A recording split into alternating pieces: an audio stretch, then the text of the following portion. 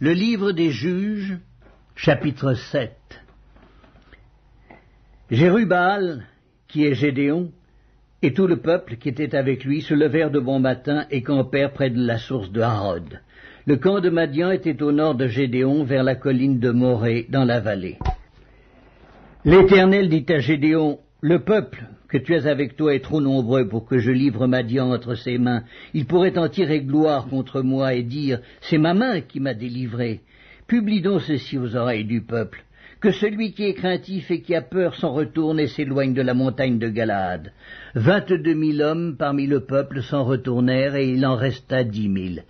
L'Éternel dit à Gédéon, « Le peuple est encore trop nombreux. Fais-les descendre vers l'eau, et là je t'en ferai le triage. Celui dont je te dirai que celui-ci aille avec toi, ira avec toi, et celui dont je te dirai que celui-ci n'aille pas avec toi, n'ira pas avec toi. » Gédéon fit descendre le peuple vers l'eau, et l'Éternel dit à Gédéon, « Tous ceux qui laperont l'eau avec la langue, comme lappe le chien, tu les sépareras de tous ceux qui se mettront à genoux pour boire. » Ceux qui lapèrent l'eau en la portant à la bouche avec leurs mains furent au nombre de 300 hommes, et tout le reste du peuple se mit à genoux pour boire. Et l'Éternel dit à Gédéon, « C'est par les 300 hommes qui ont lapé que je vous sauverai et que je livrerai Madian entre tes mains. Que tout le reste du peuple s'en aille chacun chez soi. » On prit les vivres du peuple et ses trompettes. Puis Gédéon renvoya tous les hommes d'Israël, chacun dans sa tente, et il retint les 300 hommes. Le camp de Madian était au-dessous de lui dans la vallée. L'Éternel dit à Gédéon pendant la nuit, « Lève-toi, descends au camp, car je les livrerai entre tes mains. Si tu crains de descendre, descends-y avec Pura, ton serviteur. Tu écouteras ce qu'ils diront, et après cela, tes mains seront fortifiées. Descends donc au camp. » Il descendit avec Pura, son serviteur, jusqu'aux avant-postes du camp. Madian, Amalek et tous les fils de l'Orient étaient répandus dans la vallée comme une multitude de sauterelles, et leurs chameaux étaient innombrables comme le sable qui est sur le bord de la mer. Gédéon arriva, et voici, un homme racontait à son camarade un songe.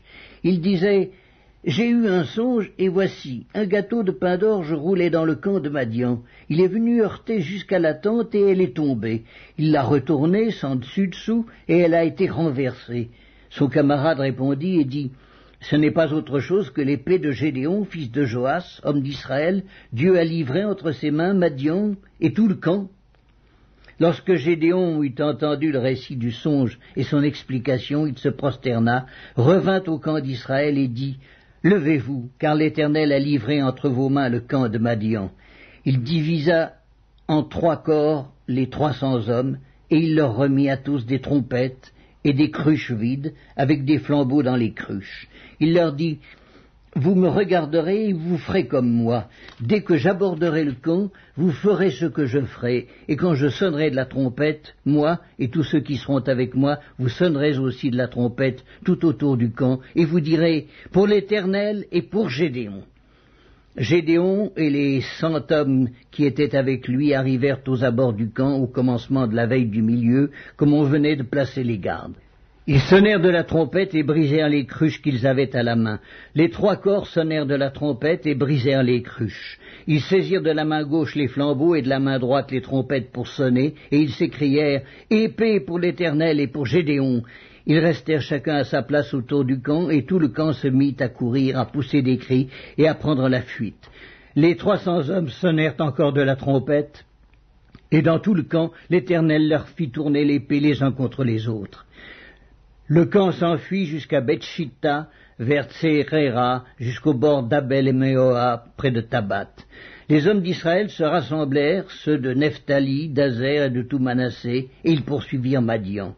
Gédéon envoya des messagers dans toute la montagne d'Éphraïm pour dire « Descendez à la rencontre de Madian et coupez-leur le passage des eaux jusqu'à Beth-Bara et celui du Jourdain. » Tous les hommes d'Éphraïm se rassemblèrent, et ils s'emparèrent du passage des eaux jusqu'à Beth-Bara et de celui du Jourdain. Ils saisirent 2 chefs de Madian, Horeb et Zéeb. Ils tuèrent Horeb au rocher d'Horeb, ils tuèrent Zéeb au pressoir de Zéeb. Ils poursuivirent Madian, et ils apportèrent les têtes d'Horeb et de Zéeb à Gédéon de l'autre côté du Jourdain.